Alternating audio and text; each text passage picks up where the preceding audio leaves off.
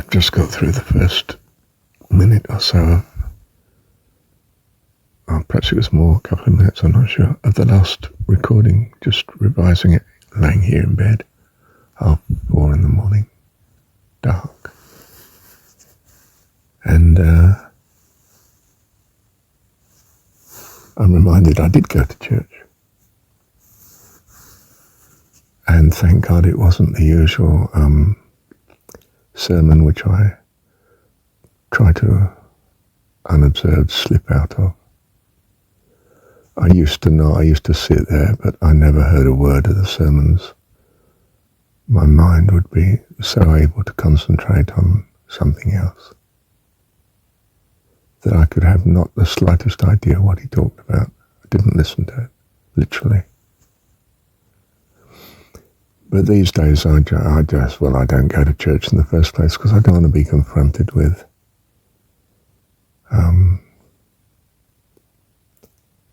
stuff that's not what I value.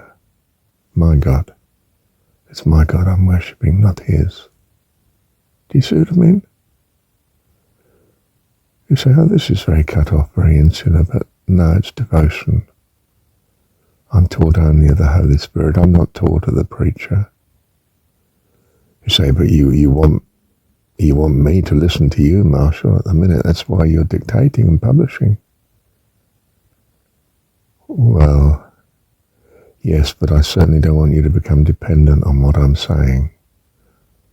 That would be a disaster. I just want to inspire you.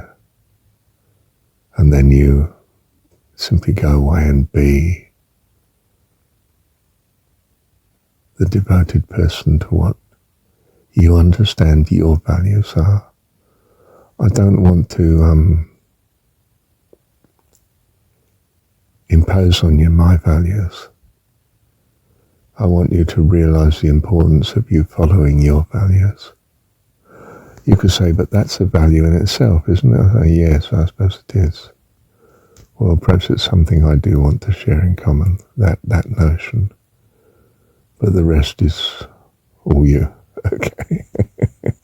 As opposed to what I feel is possibly not all you, as you try to live worshipping someone else's God.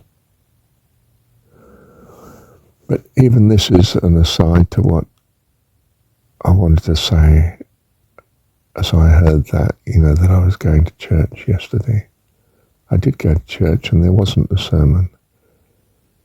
It was testimonies of sometimes it was two people on stage, husband and wife.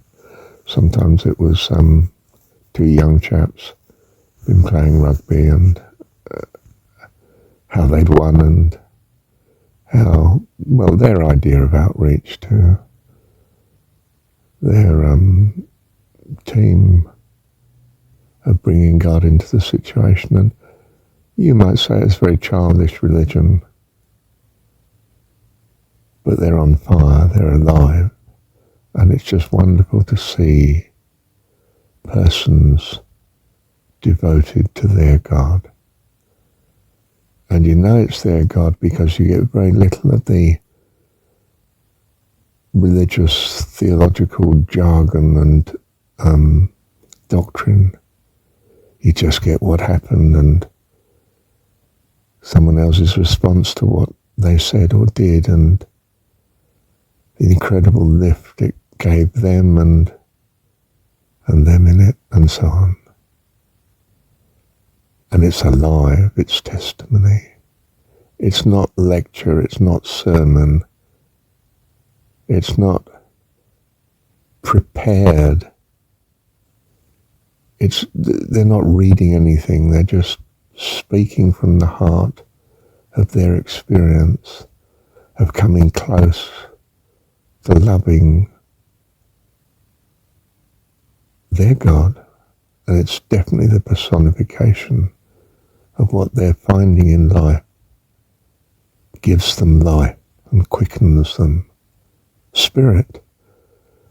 It's inspiring. It's inspiring even though it is not, well, perhaps it is. I say it's not your values, but perhaps you find that it is.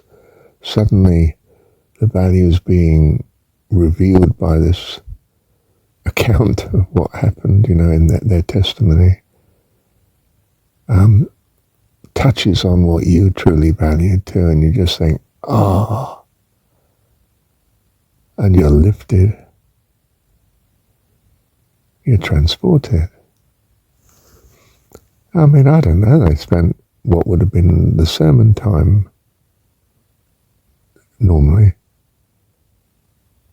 It was filled with, I don't know, 5 or 10 minutes of each's testimony. And we must have had 5 or 6 testimonies. And they were quite different, ranging from, married couple to 2 young blokes, as I say, and 2 more mature people. She was playing on the I'm sorry, she wasn't playing. She was still sitting at the keyboard because she had been one of the worship team, and he was talking, and I didn't like his manner. I felt, quite honestly, I felt there was something unclean about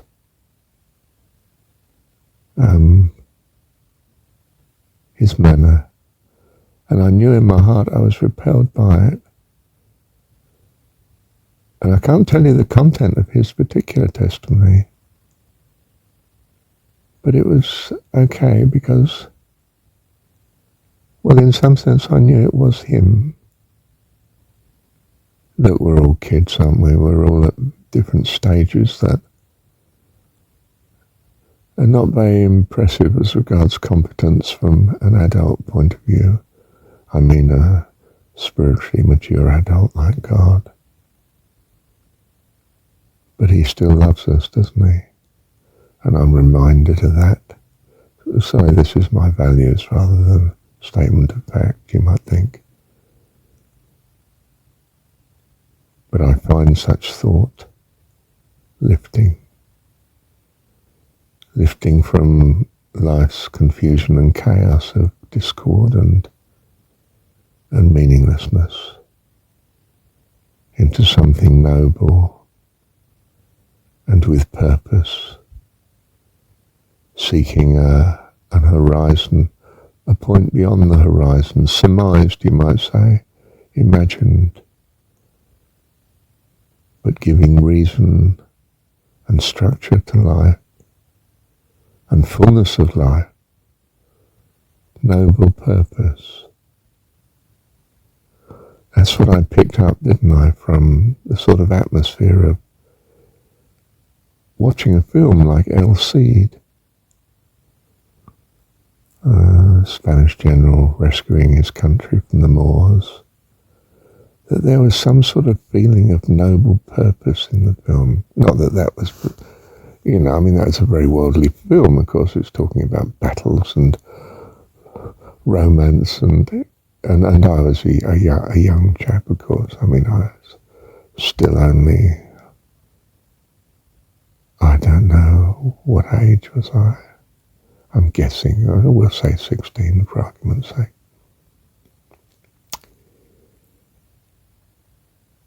But you find something that is inspiring.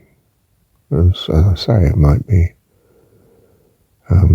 Prison to Praise, it might be John's Gospel, it might be Autobiography of a Yogi. They're the 3 I usually touch on because they've been key in my thought life. But Plato too. Yeah. And then there are other things that are inspiring too, like great pieces of music, folk songs that I've just felt touch on my values, concern for the ordinary person. Joan Baez's singing used to, well, I was in love at the time as well, that did help, but was lifted me fantastically. Bob Dylan even. I could understand the longing and the great need that he was referring to. He was secular, of course, when he was writing and singing much of his early stuff. But it was so touching on the values I had then, that, if you like, a world without meaning, but a world that had longing to empathize with the lot of life and other people.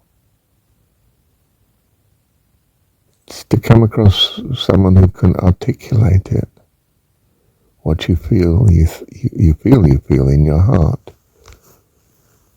It's as if you find who you are, and such is a transcendent experience. You know, pop music, I know it's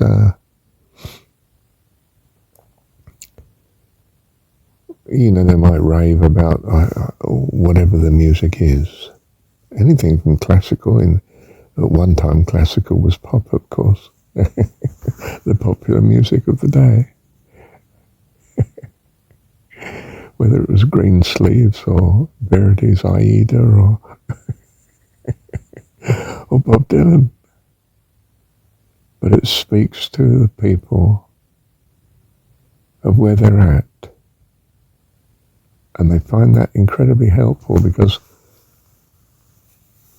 it makes them, I think, focus and concentrate on and realize who they are, and that somehow helps to know where you're going. Or to put it another way, it is to say it reveals what you think at the minute are your true values. And in doing so, such is nurtured and is able to evolve, if you like, or develop or grow up or mature, rather, into what you're truly finding out you are. And the end of this story is life eternal in a totally different realm to the classroom that we're in.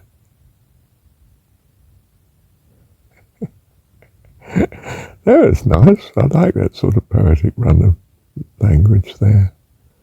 Thank you, Heavenly Dad. Well, just to say, our stories inspire us. And of course, my hope is that my recordings inspire in some way too.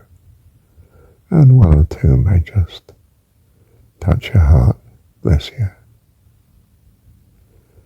Of course, when I rehear my own, it inspires me incredibly, because of course it is drawing nigh to exactly where I am at the minute. And it's not where I will be, don't get me wrong. Don't worship some stage of childhood. That would be crazy. I'm just saying, if the cap fits, wear it. You know, it's a blessing while it's right, while it is a blessing. And then you'll find you've moved on, of course, to something closer and articulating what you're truly. So, bless you, child of God. Thank you, Heavenly Dad.